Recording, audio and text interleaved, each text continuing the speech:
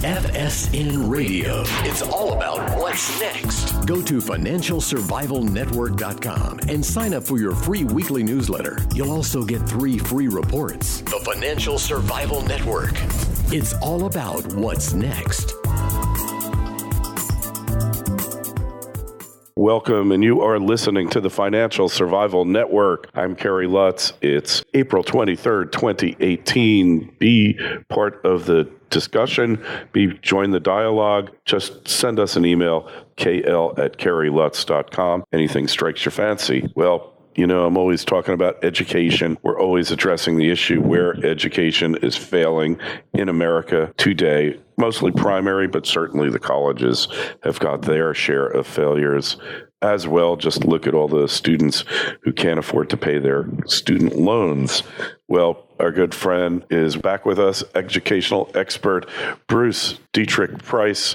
Bruce, welcome back. Thank you for having me. Hey, so you wrote an article last week I caught on AmericanThinker.com, which was called How K through 12, How Our Schools Make Monsters. And you drew a lot upon the writings of Ayn Rand on that topic. You think this isn't just accidental. They've been making these monsters for decades now. Yeah, well, you know, she wrote that in 1970, and in my opinion, she really hit just one great insight after another, and I don't think that's like the rest of her writing. I don't know that she wrote about, well, I think education maybe, but this is based on a little bit of Victor Hugo from the 1700s about these people who steal children, and then they deform them in various ways, like bonsai trees, and she saw that that was exactly what our education establishment is doing to the kids in progressive education. They're taking the kids and they're deforming them. I mean, it's a brutal image, and so she's saying that when they would take those dwarfs or whatever they were, they weren't dwarfs to begin with, but they would turn them into dwarfs or things they could sell to the royal court. You know, every aristocrat wanted to have some weird person, a court jester, you know, or something running around. There was these group of people who kidnapped kids and made these people into monsters, and that's her word.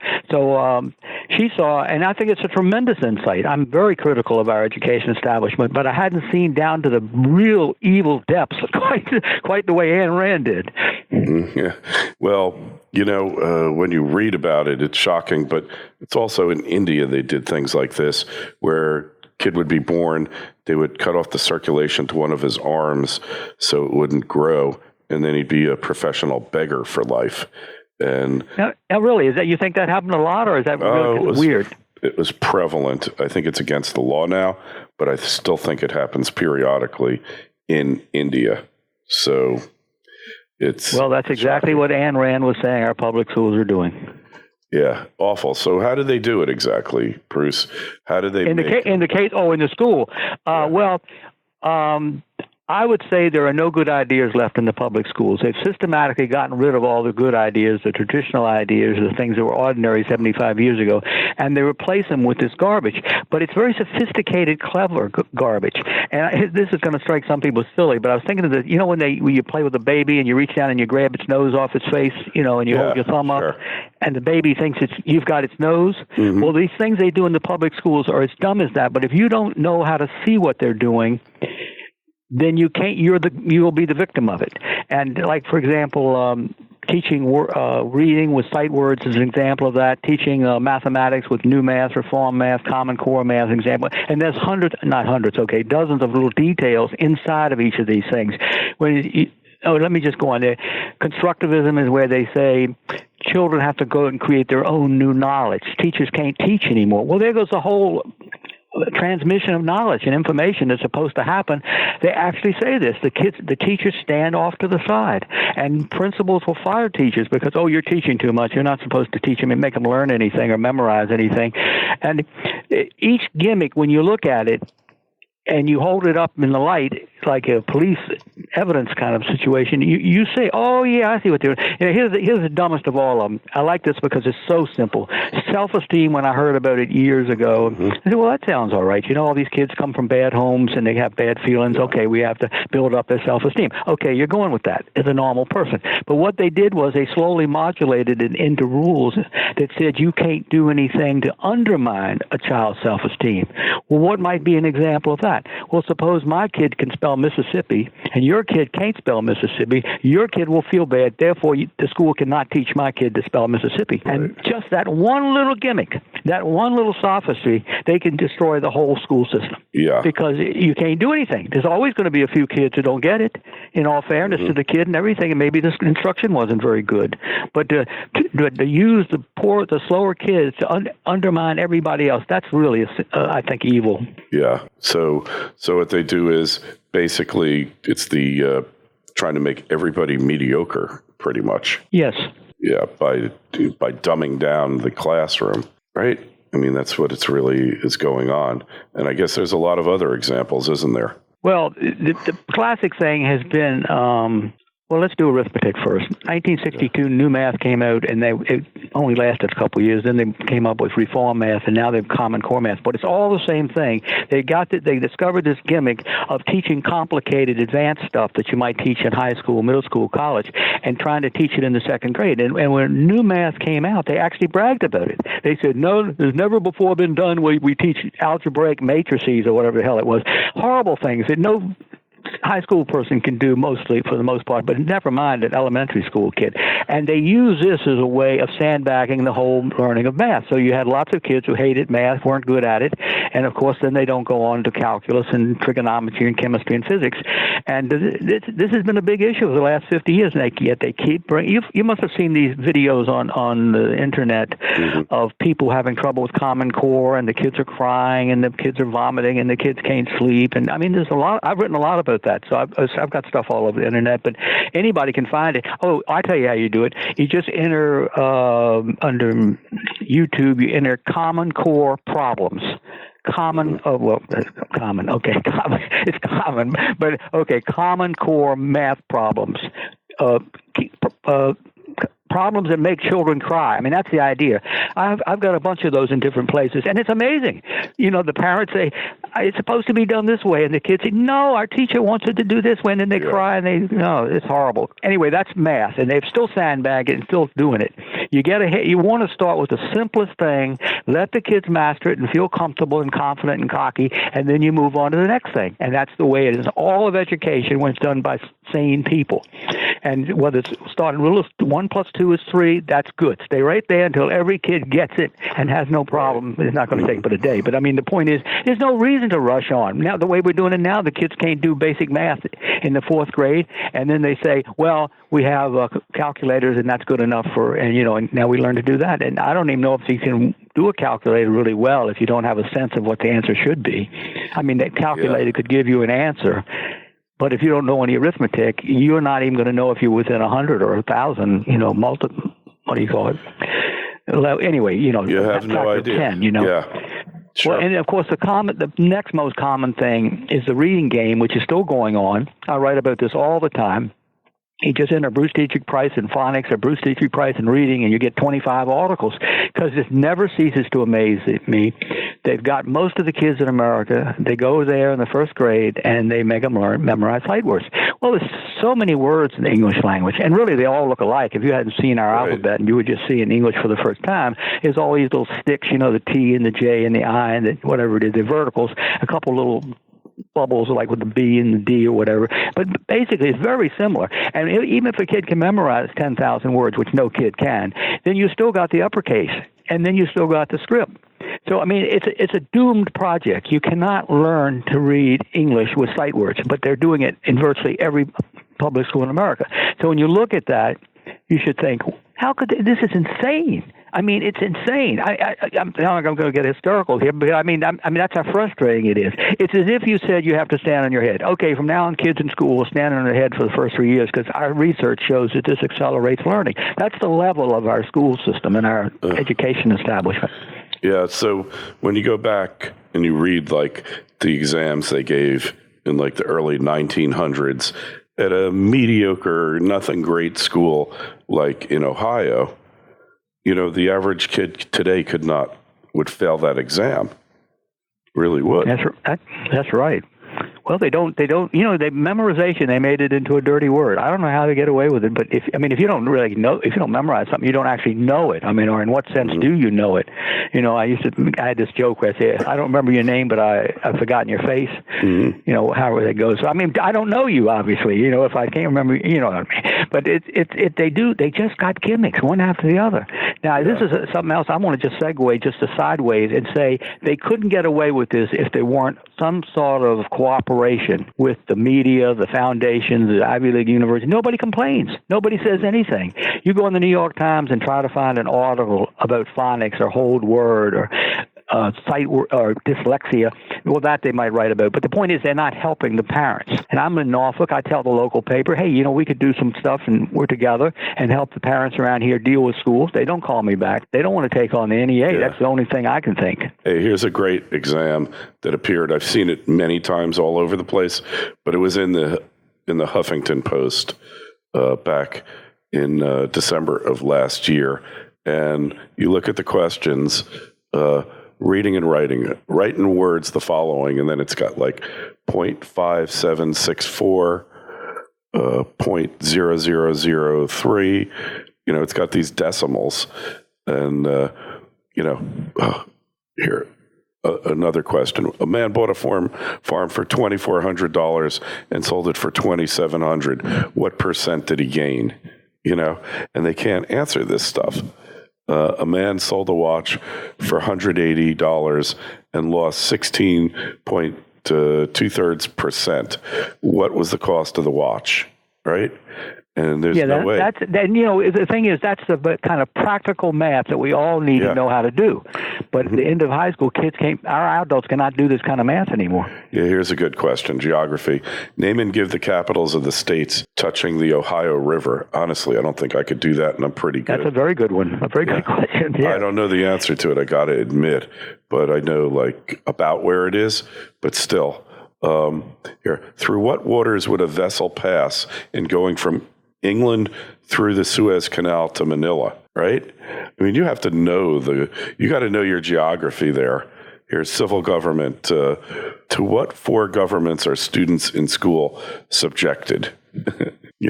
Name 5 county officers and the principal duties of each. These kids can't even name the vice president or the secretary of state or the secretary of defense. Yeah, and the truth is, this is going to strike you as maybe even more than you were saying. I think it's getting dumber by the year and maybe even by the month. Yeah, I'll just tell you one anecdote. Is Professor Deneen up at Notre Dame. Apparently, he didn't realize the school was full of people who didn't know who won the Civil War, and when he found out, he was shocked. It was like a Victorian panic attack. And he made a very aggressive essay, more aggressive than rude and aggressive than the stuff I write. And he said, our school, my students are know-nothings. They know nothing. And he said that, and he said, this is the most beautiful thing he said. He said, people think the school system isn't working. No, it's working perfectly. It's designed to create cultural amnesia, and that's what it's doing.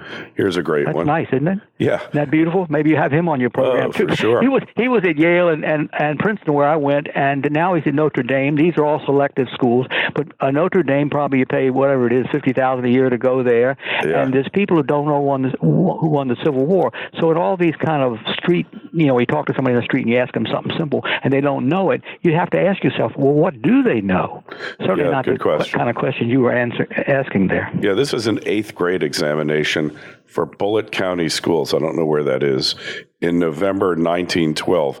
Here's a great one, and I only know a few of the answers to it. Name 2 presidents who have died in office. This was as of 1912, and 3 who were assassinated, right? And then name the last battle of the Civil War, the War of 1812, French and Indian Wars, there's actually wars, and the commanders in each battle. That's a tough thing. I think those are great questions. I don't know I'm not going to say I can answer them all. I know for the Civil War, maybe I don't, but the War of 1812 I know is Andrew Jackson. Battle of New Orleans. Oh, New Orleans, yeah. That came a couple years later, right? I guess Gettysburg. Was Gettysburg the last battle of the Civil War? No. That was in 1960. In 1863. I mean, 1863. Yeah, right. I know. They were up at Fredericksburg or somewhere, Richmond, and then the army retreated through, I remember, through Danville down to Appomattox. Appomattox, I think, was. So, that was a surrender. Was that the actual battle? I don't know. But I used to know it. What president was impeached and on what charge? So that was before Bill Clinton. Who invented the following? Magnetic telegraph. Wait a minute, are you reading from that test? Yeah. Magnetic telegraph cotton gin. That was Whitney. Sewing machine. Was that Singer? Telephone and phonograph. Well, I got most of them right. So anyways, but it's pretty funny when you think there's no way that any of these kids could answer this stuff. And I don't think this is useless knowledge. I mean, what the educational industrial complex now deems to be useless knowledge, Bruce, I don't find to be useless at all. To them, most of these questions would have no use whatsoever. They don't want people to be, this will be sweeping and it'd be hard to prove it completely, but they don't want people to be able to think independently. And you have to have facts. You can't just, sit around and talk about things. But if you have a few facts, like, okay, the war did this and the war did that, and this guy wanted this and this guy wanted that, it's really great, you learn from these things. But what our school system emphasizes is what I would call opinions and feelings. And this is just a made-up example. But they'll say, well, after World War II, at the end of World War II, we dropped atom bombs on Japan and killed 250,000 people. How do you feel about that? Oh, yeah. So that's what, and then it goes in the record that they have studied World War II, and they do that with all kinds of things where they constantly ignore the facts that I think people would know or should know. Really, I wrote an essay once somewhere called "One Fact a Day." If you do the math, it comes out to 2,000 facts for the whole of K-12.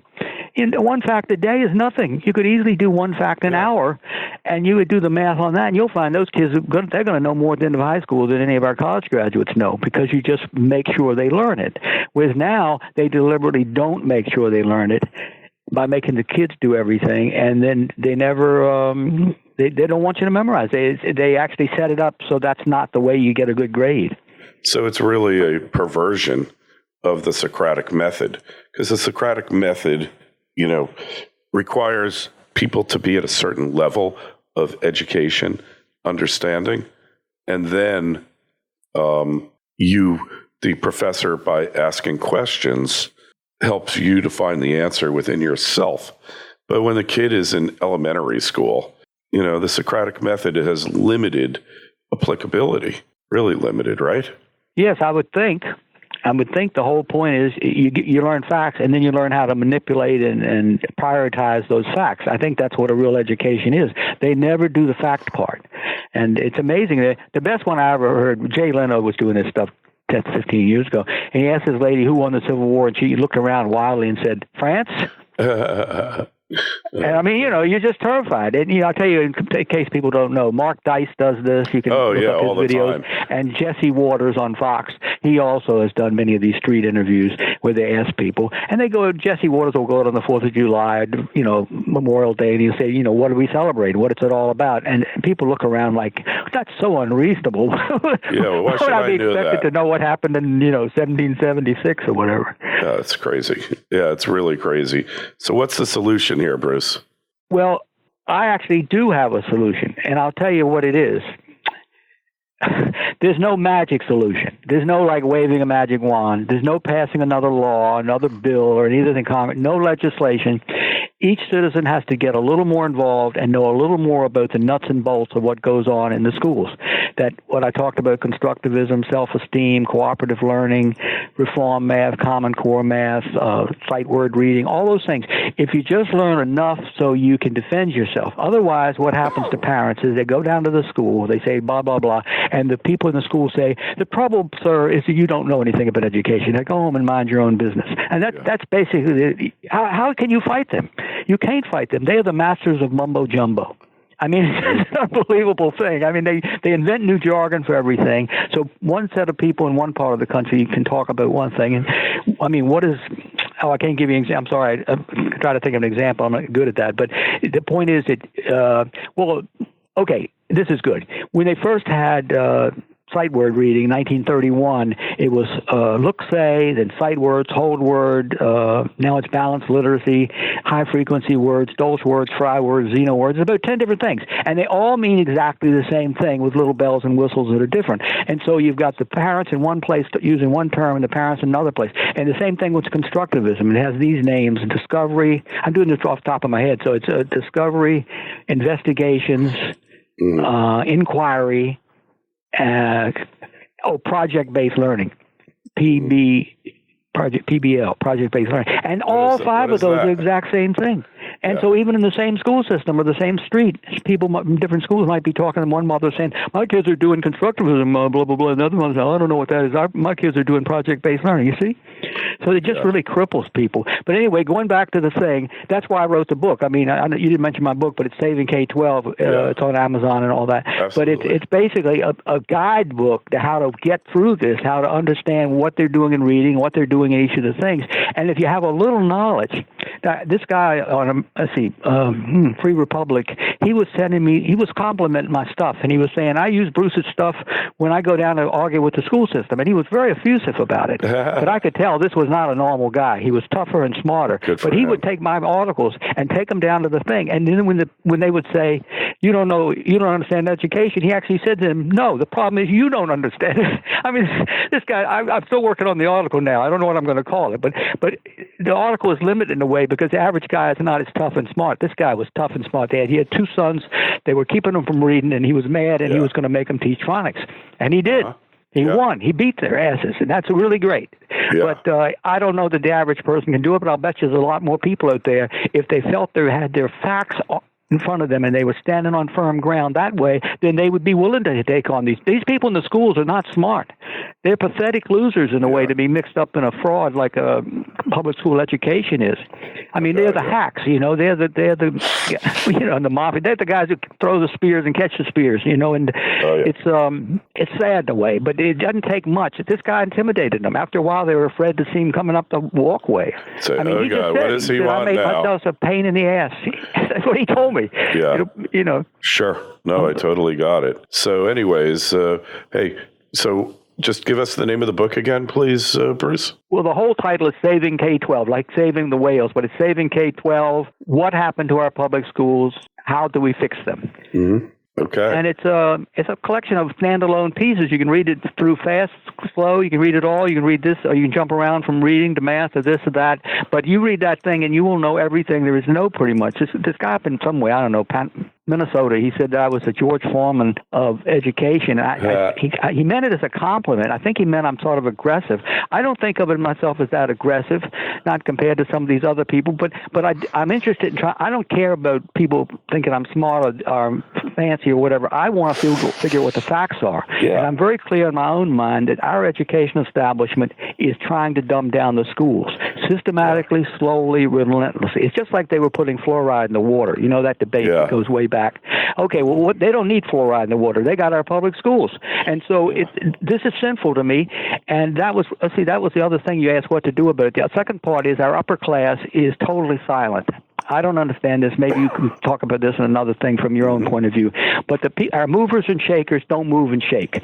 Our foundations are all on the side of the education establishment. The Ivy League schools, I'm very disappointed in them. Yeah. And the media, you can't expect them to do anything. And so we're on our own, so to speak. And every person should just get a little more involved. Give it a half hour. Give anything 5 minutes on any. You can understand sight words and phonics in no time. Right, of course. You learn that A stands for ah, and you take a B stands for b, and you put a b and an ah, you get ba. When an A sound marries a B sound, and you create something brand new, the ba, that's reading. That's the whole essence of phonetic reading. You do it 100 different times in different ways, but that slide from ba ah to ba. That's it. Yep. I didn't know that until I was in middle age. I would learn to read without ever learning anything about phonics. I still don't know anything about phonics in a funny way. I just read what all the best people say until I say, oh, yeah, I see what they're getting at. Because really, there's so much good phonics stuff out there. I get people sending me letters saying, I've invented a new phonics thing. I want you to write about it on your site. Well, they're overestimating what I could do for them, but I'm always touched by all the creativity and all the seriousness. I'm working on an article now called Never Quiet on the Phonics Front.